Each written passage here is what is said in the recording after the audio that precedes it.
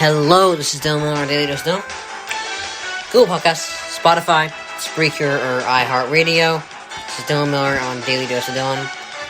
Alright, so we got some good stuff today.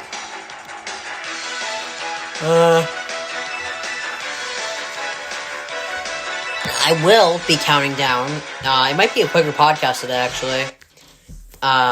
Maybe 20 minutes, 25 minutes.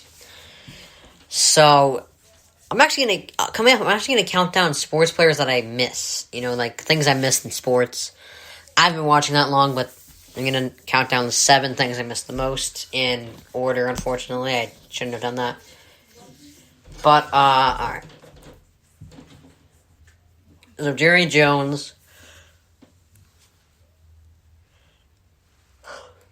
as we know, is intrigued by Kyle Pitts. You know, he said he's seeing visions of sugar plums about trading up.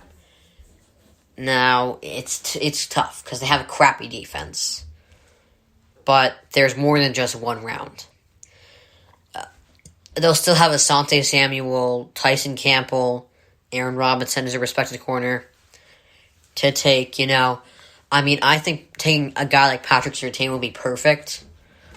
But honestly, I think if you can get Kyle Pitts at 10, go for it. But if you can't, like if he's already off the board, go with Surtain. So let it run the other teams. You know, if they don't pick Kyle Pitts and he falls to 10, go with him. Get like Asante Samuel in the next round. Because look at the Packers might build up their linebacking core instead. But you never know with this team, so. But you know, if you can get Pitts at 10, go ahead. If you can't, go with Patrick Surtain. But I wouldn't. I don't know if I would trade up, really. It's tough there. I don't know if I would trade up. I'd have a tough time taking the risk there, considering how much they could use the defense. Alright, so 26 years ago today, a famous broadcaster named Howard Cosell died 26 years ago today. Mike Greenberg, who I was listening to today, said that he actually got into broadcasting because of Cosell. And Cosell's favorite famous line was, "I tell it like it is." He tells the story like the story is. And that line really became very famous in his career there. And who are some popular broadcasters now? Stephen A. Smith, Colin Cowherd, Dan Patrick's still up there. You know. Who else? I don't know. I think Stephen A. Smith. He's the highest paid guy on ESPN, I believe. Probably the most popular. Doesn't mean the best, but most popular broadcaster. And you know, the thing with Stephen A. Smith and Max Kellerman, sometimes their takes don't miss, and sometimes their takes miss completely. It's a big hit or miss with them. But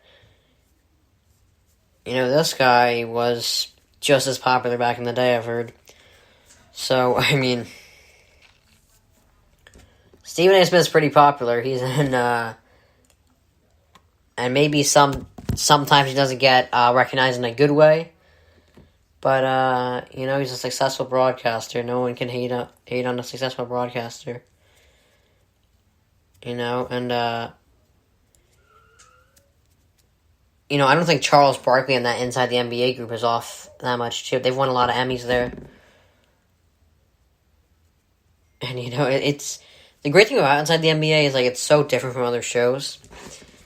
You know, it's like entertainment, honestly. You know, when it's Inside the NBA, I just focus on the entertainment. I don't even focus on much of the sports talk, really.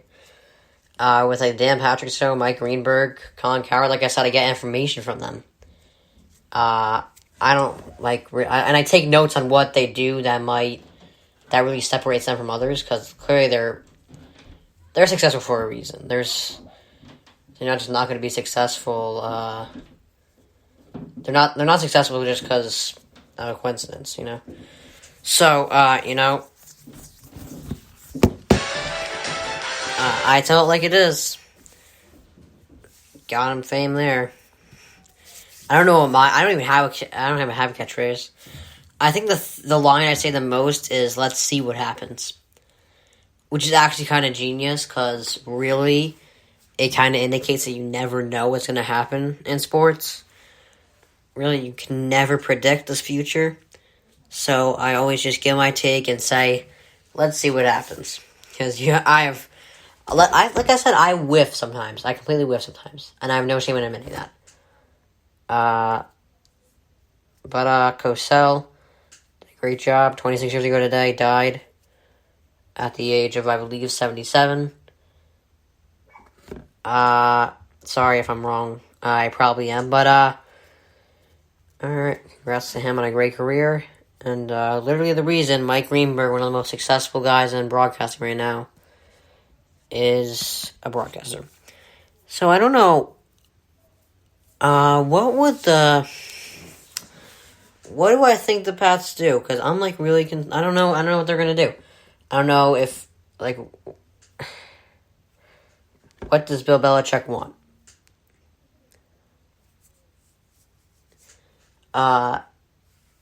You know, does he want to, you know, does he want to trade up and get a quarterback in case Cam isn't it? Or does he want to sit back and get some sort of receiver? You know, I think if a guy like Pitts or Fields falls in his lap, take him.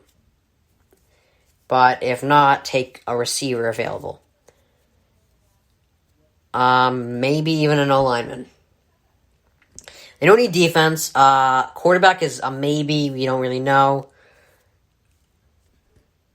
Their running back core is, I mean, I don't know. I mean, I feel like I don't know if you take Najee Harris or Travis Etienne at 23. Or no, at 15, my bad. I mean, running back is kind of a need. Definitely receiver. I definitely go receiver, maybe O-line.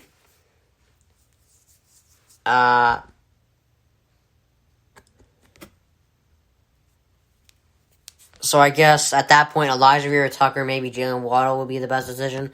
I wouldn't trade up. Personally, I would not trade up.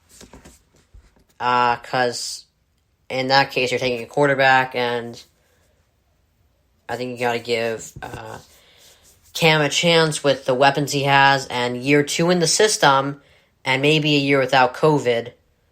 You know. So let's see what he does there. If he still isn't it, I mean, drafting a quarterback wouldn't be stupid, but I wouldn't do it. I think it's too much of a risk. Alright.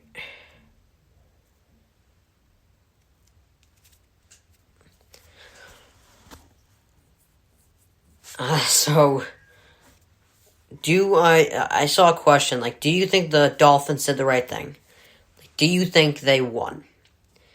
Now, the objective is to win the Super Bowl, not the draft. And you don't win the draft unless you like, you know. Like, here's the thing. The Dolphins are kind of set. The only question mark on the Dolphins is, The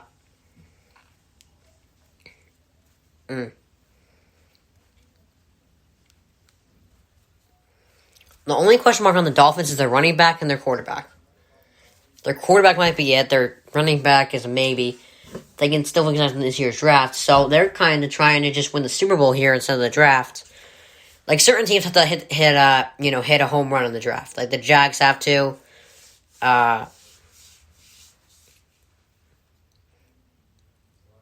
Who else might have to hit a home run? The Lions are going to have to hit on every pick. in order to have a chance at the playoffs. So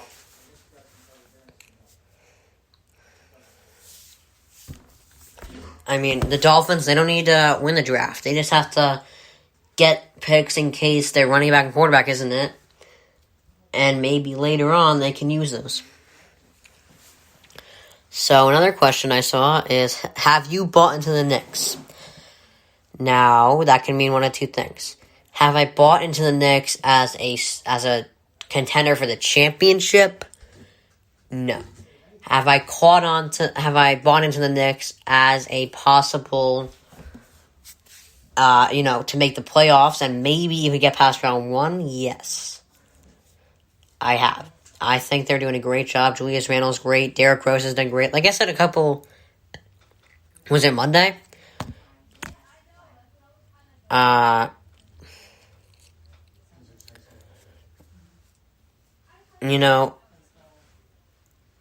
Knicks, like, as a team, are just playing really well. And, it's always better when the Knicks, when you get Madison Square Garden in the playoffs, even though they might not play there a lot. So, alright. That's what I gotta say, but I'm buying into the Knicks a bit.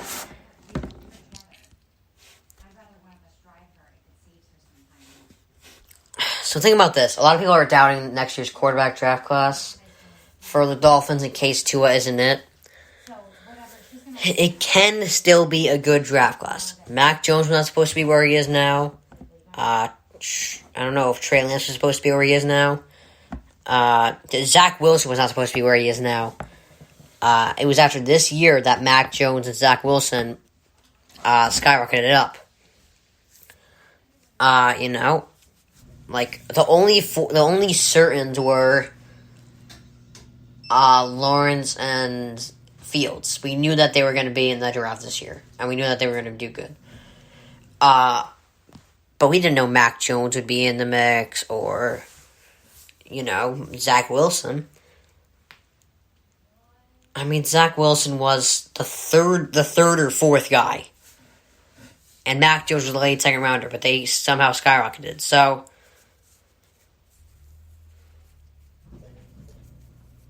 you gotta wait before jumping to conclusions about next year's draft class. This podcast, like I said, it's short. Oh gosh, is it gonna be? It's gonna be another. I might break my record. What's my record for shortest? 18 minutes.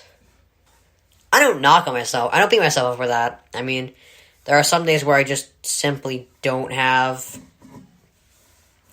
I mean, I can't imagine being Colin Cowherd 3 hours a day, somehow getting information for 3 hours. I don't know, but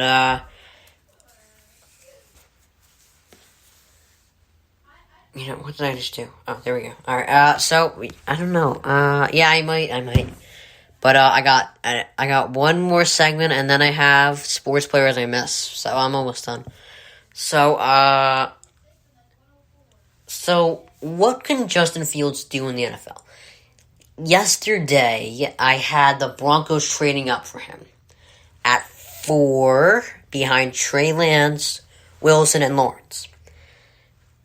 I didn't think I got hate for that, but I also said I'm not really buying in much to the fact that he doesn't care about football. Well, it's not that I'm not buying into it. I'm just not sure whether or not those reports are true.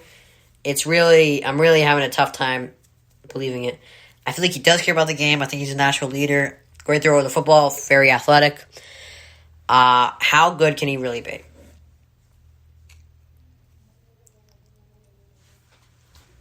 I think his floor is RG3 with an arm. He has a better arm than RG3 did. And that's my comp there. Kind of a young RG3, kind of a guy that can run, scramble, be athletic, but